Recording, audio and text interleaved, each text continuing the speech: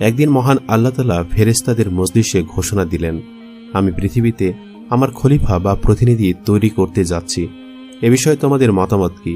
তখন ফেরেশতারা বলল, আপনি আবার কেন আর এক জাতীয় প্রাণী সৃষ্টি করতে চান যারা পৃথিবী থেকে ঝগড়া ফ্যাসাদ ও খুন খারাপিতে লিপ্ত হবে? তার চেয়ে আমরাই তো আপনার গুণকীর্তন ও পবিত্রতা বর্ণনায় দিনরাত ব্যস্ত থাকি, এটি কি উত্তম নয়? আল্লাহ তাআলা তদুত্তরে বললেন, আমি যা জানি তোমরা তা জানো না। এরপরে আল্লাহ তাআলা হযরত জিবরাইল আলাইহিস সালামকে পৃথিবী থেকে এক মুষ্টি মাটি আনার জন্য হুকুম দিলেন। আল্লাহর হুকুম মোতাবেক হযরত জিবরাইল আলাইহিস সালাম পৃথিবীতে এসে যখন মাটি তুললেন, তখন মাটি চিৎকার দিয়ে জিজ্ঞেস করল, হে জিবরাইল আলাইহিস সালাম, তুমি আমাকে কোথায় নিয়ে যাচ্ছ? তখন জিবরাইল আলাইহিস সালাম বললেন, তোমাকে আল্লাহ তাআলার আদেশে বেহেশতে নিয়ে যাচ্ছি, সেখানে তোমার দ্বারা আল্লাহ তাআলা এক নতুন মাখলুক সৃষ্টি করবেন। তখন মাটি বলল, তুমি আমাকে নিও না, আমাকে রেখে দাও, কারণ যে জাতি আল্লাহ সৃষ্টি করবেন তারা আবার নাফরমানি করে আল্লাহ তাআলা শাস্তি ভোগ করবে। আমি তাদের শরীরে থাকলে সে আযাব ভোগ করতে পারবো না। অতএব তুমি এ বিষয়ে আল্লাহ তাআলার নিকট আমার পক্ষ থেকে ক্ষমা প্রার্থনা করো। অতঃপর হযরত জিবরাইল আলাইহিস সালাম মাটির কথা শুনে খালি হাতে আল্লাহর দরবারে ফিরে গেলেন এবং আল্লাহর নিকট মাটির আবেদনের কথা বললেন। তখন আল্লাহ তাআলা হযরত মিকাইল আলাইহিস সালামকে পৃথিবীতে প্রেরণ করেন। তিনিও মাটির কাকুতি মিনতির কারণে খালি হাতে আল্লাহর দরবারে ফিরে গেলেন। এভাবে ইসরাফিলও ফিরে গেলেন। সর্বশেষ হযরত আজরাইল আলাইহিস সালামকে পৃথিবীতে প্রেরণ করা হয় এক মুঠো মাটি আনার জন্য। তখন মাটি বলল, তুমি আমাকে নিও না, আমাকে রেখে দাও, কারণ যে জাতি আল্লাহ সৃষ্টি করবেন তারা আল্লাহর নাফরমানি করে আল্লাহ তাআলার শাস্তি ভোগ করবে। আমি তাদের শরীরে থাকলে সে আযাব আমাকেও ভোগ করতে হবে। অতএব তুমি এ বিষয়ে আল্লাহ তাআলার নিকট আমার পক্ষ থেকে ক্ষমা প্রার্থনা করো। তখন আজরাইল আলাইহিস সালাম মাটির কথা শুনে বললেন, আমি তোমার কথায় ফেরত যাব না, আল্লাহর আদেশ অবশ্যই পালন করব। তাই তিনি মাটি নিয়ে আল্লাহর দরবারে হাজির হলেন। তখন আল্লাহ তাআলা বললেন, হ্যাঁ, তোমার জন্য এতটুকু শক্তি প্রাণ বাঞ্ছনীয়, না হলে তুমি পৃথিবীর সকল প্রাণীর জান কবজ করতে সক্ষম হতে না। যাও, আজ থেকে বনি আদম আলাইহিস সালামের জান কবজের ক্ষমতা তোমাকে অর্পণ করলাম। এরপর মাটিটুকু মক্কার নিকটবর্তী এক পাহাড়ের উপর রেখে দিলেন। সেখানে মাটি বৃষ্টিতে ভিজল এবং রোদে শুকালো। এভাবে কয়েক বছর অতিবাহিত হবার পর মাটি হযরত আদম আলাইহিস সালামের চেহারা রূপ নিল। তখন আল্লাহ তাআলা আদম আলাইহিস সালামের শরীরটাকে বেহেশতে নিয়ে গেলেন এবং সেখানে দীর্ঘদিন রূহবিহীন অবস্থায় পড়ে থাকে। এর মধ্যে ফেরেশতারা এসে মূর্তিরূপী আদম আলাইহিস সালামকে দেখে যেত। একদিন শয়তান এসে আদম আলাইহিস সালামের শরীরটা ভালো করে দেখল এবং বিদ্রূপের হাসি হাসল।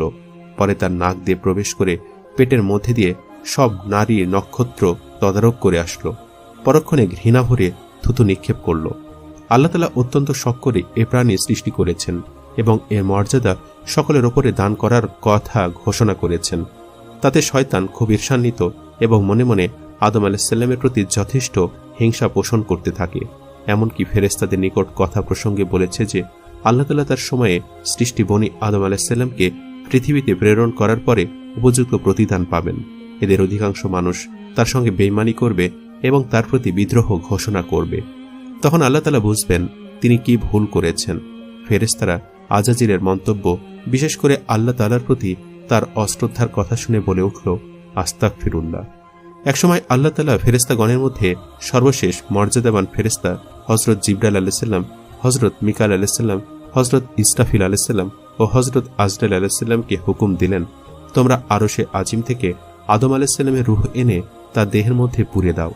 অতঃপর ফেরেশতাগণ আল্লাহ তাআলার আদেশক্রমে নূরে মুহাম্মাদি পরিপূর্ণ আদম আলাইহিস সালামের রূহ মূল্যবান হীরা জহরতের পাত্রে করে দেহের নিকটে নিয়ে আসেন। আসমান জমিনের সব ফেরেশতা এসে আনন্দে মাতোয়ারা হয়ে গেল। আল্লাহ তাআলা নিজস্ব এ অনুষ্ঠানে সকল ফেরেশতারা অংশগ্রহণ করল, কিন্তু আজাজিল সেখানে অনুপস্থিত ছিল। এ অনুপস্থিতি দ্বারা তার মনোভাবের অনেকটা প্রকাশ ঘটে। ফেরেশতারা বিষয়টি নিয়ে আলোচনা করছিল। আল্লাহ তাআলা তাদেরকে বললেন, তাকে তার ভাগ্য নিজ হাতে গড়ে নিতে দাও, আর তোমরা তোমাদের কর্তব্য সম্পাদন করে যাও। অতঃপর রূহকে আদম আলাইহিস সালামের শরীরে প্রবিষ্ট হতে বলা হয়। সে বলল, হে রাব্বুল আলামিন, আমি আদম আলাইহিস সালামের রূহ নূরের তৈরি, আর এ শরীরটা মাটির তৈরি, তাই এর মধ্যে আমি কিভাবে থাকব? তখন আল্লাহ বললেন, নূরে মুহাম্মাদের উজ্জ্বলতায় এ মাটির শরীর ও উহার রক্ত মাংস সবকিছু নূরে পরিণত হবে। এরপর আদম আলাইহিস সালামের মাথার উপর রেখে দেওয়া হলো। তখন তার মস্তিষ্ক ও জ্ঞান বুদ্ধির বিকাশ ঘটল। অতঃপর আল্লাহ তাআলা জিবরাইলকে বললেন, তার শরীরের সব কার্যক্রমগুলোকে বিন্যাস করে দাও। তখন জিবরাইল আলাইহিস সালাম তার শিরা, উপশিরা, হৃৎপিণ্ড, ফুসফুস ও ধমনীর কার্যগুলো এক এক করে পরিচালনা করে দিলেন।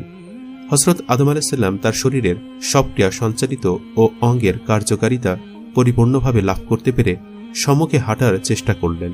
ফেরেশতারা তাকে বাধা দিলেন। তারা বললেন, তোমার শরীর এখন পর্যন্ত নরম, অতএব ক্ষণিক বিশ্রাম করো। শরীরটা ঠিক হলে যেখানে ইচ্ছা গমন করতে পারবে। কিছুক্ষণ পর হযরত আদম আলাইহিস সালাম শরীরের পরিপূর্ণতা লাভ করে প্রথমে একটি হাঁচি দিলেন এবং পাঠ করলেন আলহামদুলিল্লাহ।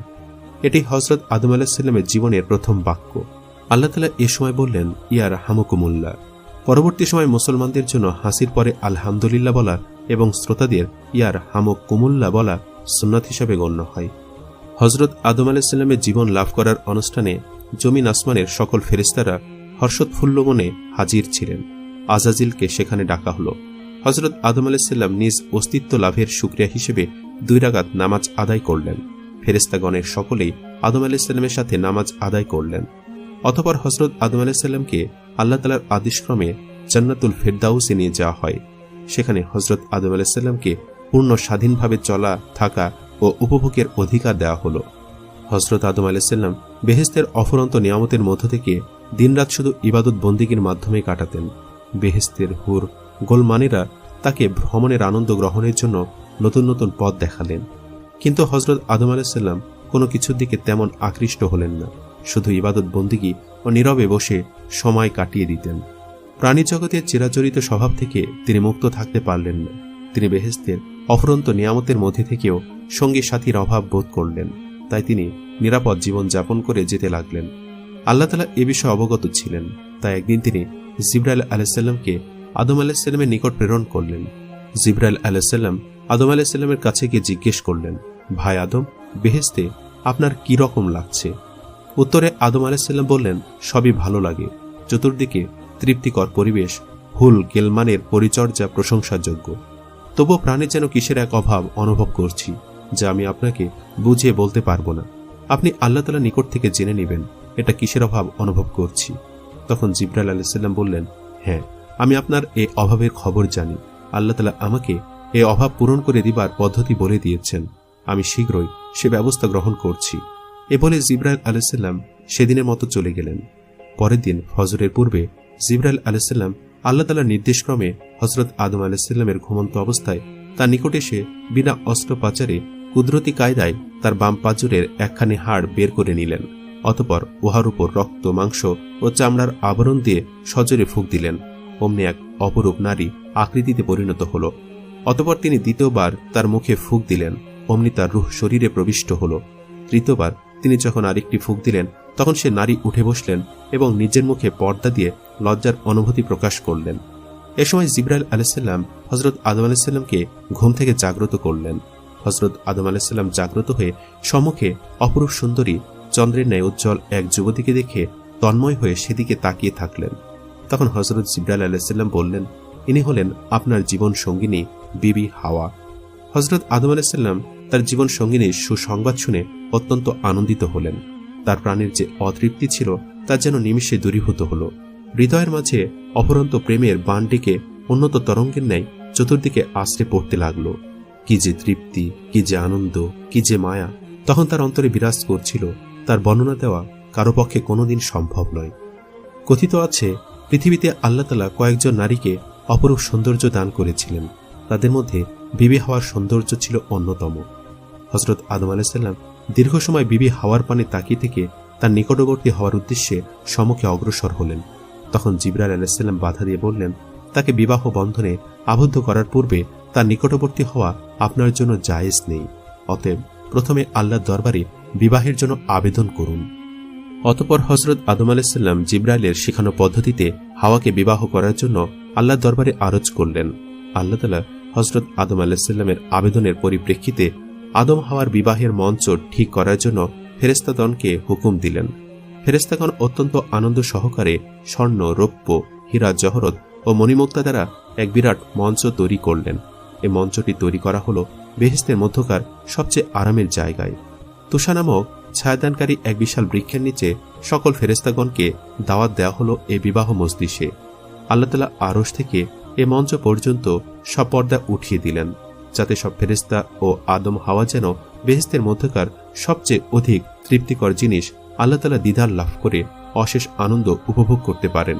অতঃপর আল্লাহ তাআলা স্বয়ং সংক্ষিপ্ত খুতবা দান বিবাহের কার্য সমাধা করে দিলেন। বিবাহের খুতবায় আল্লাহ তাআলা যে কথাগুলো উচ্চারণ করেছেন তা সব প্রশংসা একমাত্র আল্লাহ তাআলার, গৌরব ও অহংকার তার ভূষণ।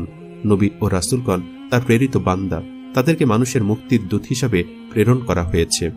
হযরত মুহাম্মদ সাল্লাল্লাহু আলাইহি সাল্লাম তার একান্ত বন্ধু ও সর্বশ্রেষ্ঠ রাসূল। আল্লাহ তাআলা সবকিছু সৃষ্টি করেছেন, সবাইকে শেষ পর্যন্ত তার কাছেই ফিরে যেতে হবে। ফেরেশতাগণ তার আজ্ঞাবহ। যে ফেরেশতাগণকে সাক্ষী রেখে আদম ও হাওয়ার বিবাহ বন্ধন সম্পন্ন করেন, তিনি এদের দ্বারা সৃষ্টির আরেক অধ্যায়ের সূচনা করলেন। এ বিবাহের মোহরানা হবে দুরুদ ও তাসবিহ। আল্লাহ ছাড়া কেউ উপাস্য নেই, তিনি এক, তার কোনো শরীক নেই। অতঃপর আদম আলাইহিস সালামকে বলা হলো, হে আদম, তুমি ও তোমার বিবি বেহেশতে পরম আনন্দে বসবাস করো, সেখানের ফলমূল ভক্ষণ করো, কিন্তু নির্দিষ্ট ওই গাছটির কাছে যেও না। যদি যাও তবে তা হবে অন্যায় ও পাপের অন্তর্ভুক্ত কাজ। অতএব তোমরা সাবধান থেকো, শয়তান তোমাদের পরম শত্রু। তোমাদের ওপর আল্লাহর বরকত ও রহমত নাজিল হোক।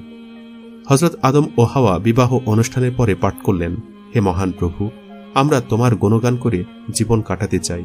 তুমি মহান, তুমি ছাড়া আমাদের আর কোনো উপাস্য নেই। তোমার সাহায্য ছাড়া কারো রক্ষার পথ নেই।